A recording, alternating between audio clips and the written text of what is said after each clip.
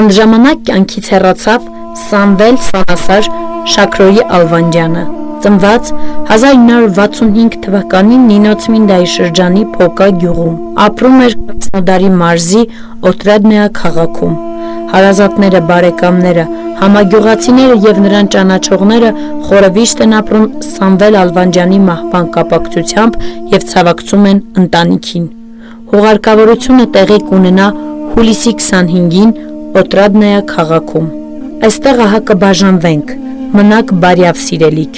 այսպես ես չեմ ցավել երբեք, դառնությունով սիրտս լի։ Մնաք բարով, բայց միշտ հիշեք, որ ձեզ շատ եմ ես սիրել եւ տեսության ժամի համար չմոռանաք աղոթել։